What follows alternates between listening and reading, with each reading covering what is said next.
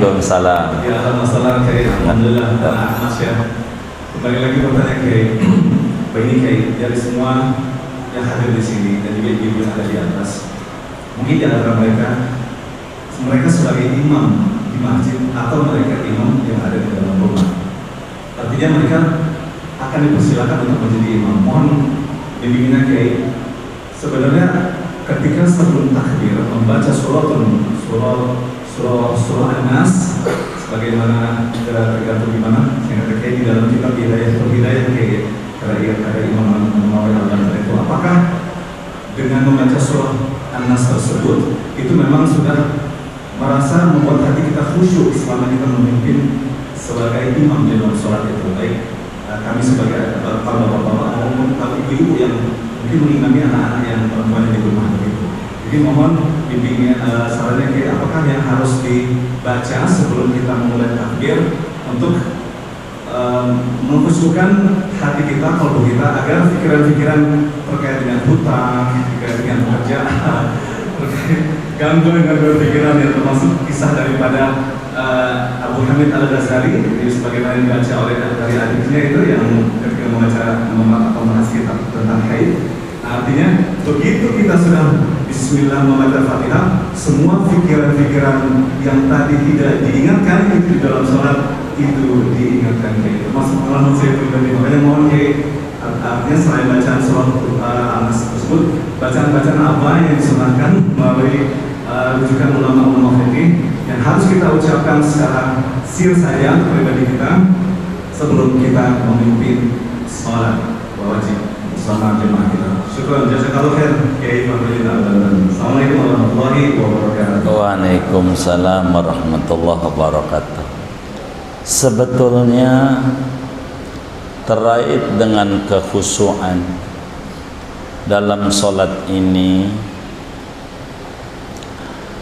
banyak syarat-syarat dan aturan-aturannya untuk meraih kekhusyuan.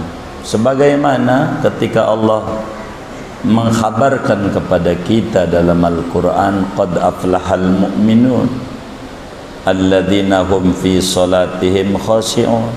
Enggak kemudian mu'minunal musallun, tapi pakai syarat alladzina hum fi salatihim khashi'un. Bagaimana untuk meraih tahapan-tahapan kekhusyuan ini? Memang sebetulnya banyak. Tapi yang ditanya doa-doa apa biar kita menjadi khusyuk? Sebetulnya rangkaiannya banyak banget.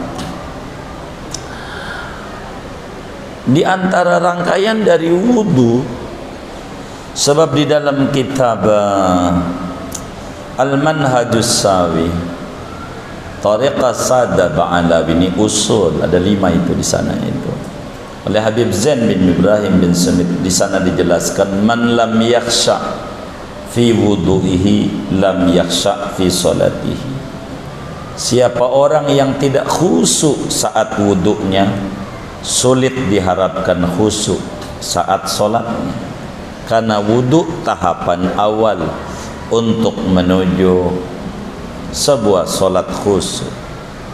Dengan sunnah yang 77 pada wudu, rapikan untuk khusyuk. Cuman yang ditanya doa-doa apa? Ya, Syekh Nawawi Al-Bantani yang haul malam hari ini puncaknya di Tanara, haul ke-130, dalam kitabnya Maraqil Ubudiyah menjelaskan bagaimana Imam Al-Ghazali rahimahullah rahmatal abrar mengajarkan kepada kita di antara khasiat daripada surat An-Nas adalah menghilangkan waswasatus syaitan, bisikan-bisikan setan dalam pikiran kita. Ini di antara bacaan yang harus dibaca sebelum sholat. Untuk apa? Untuk supaya tidak masuk tuh keingetan daripada kalau utang, kalau pengen hilang dari sholat dibayar.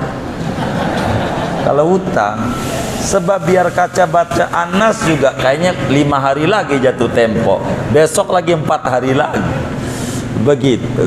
keingetan terus, apalagi teleponnya berdering. Begitu. Ini orang nagih nih, begitu. Jadi macam-macam. Jadi baca surat An-Nas di antara salah satu bacaan. Adakah bacaan yang lain? Barangkali begitu maksudnya ya kan? Ada. Rabbi inni a'udzubika min hamazati syayatin wa a'udzubika rabbi ayyahdurun. Ada juga ulama baca sebelum salat, Allahumma ati ma ataita bi ibadaka sholihin indas salat. Tuhan, Rabbi inni a'udzubika min hamazati syayatin wa a'udzubika rabbi an yahdurun. Tuhan, Tuhanku, aku berlindung kepadamu daripada bisikan-bisikan setan, dan aku berlindung jangan sampai mereka tuh masuk dalam hati saya saat sholat saya. Ada juga yang berdoa, Allah ma'ati atini ma'ataita bihi ibadaka sholihin. Ya Allah, berikanlah kepadaku kekhusuan-kekhusuan yang kau berikan kepada hambamu yang soleh saat sholat. Ada juga yang kemudian mengingatkan seperti sabda Nabi. Dia bilang kepada jamaahnya, ayyuhal hadirun sallu salatal muwaddi'. Saudara, mari kita sholat sebagai sholat yang terakhir. Jangan-jangan kita nggak ngalamin subuh lagi ibarat isya, atau ibarat subuh nggak ngalamin dohor. Mari kita macam-macam lah.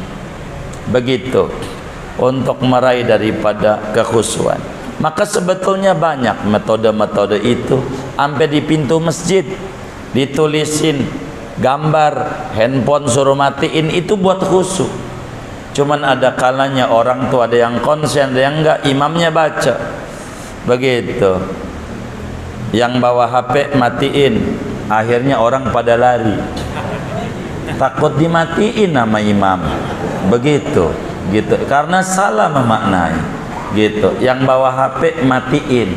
Padahal yang disuruh matiin bukan yang bawanya, HP-nya, tapi kalimat itu bisa berarti begitu, sehingga dia berhenti sholatnya gara-gara takut dia matiin.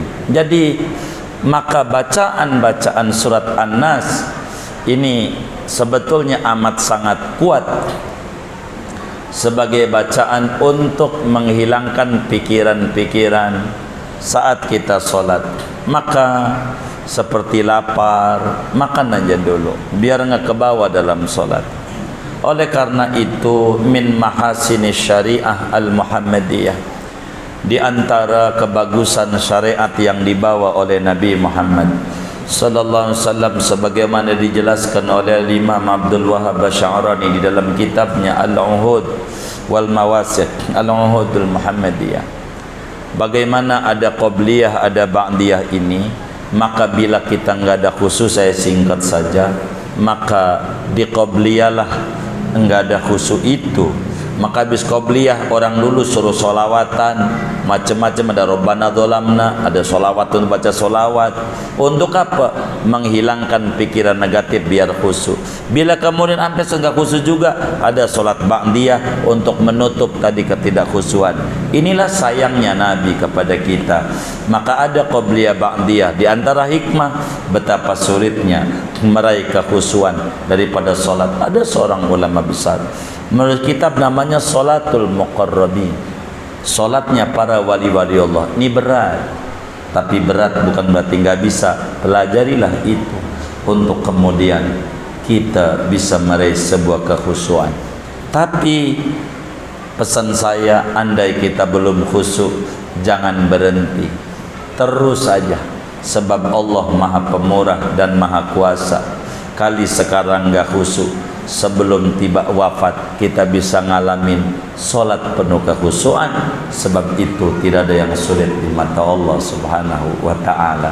Kurang lebih demikian. Banyak bacaan-bacaan yang ada, tapi ini yang saya bisa sampaikan. Wallahu a'lam.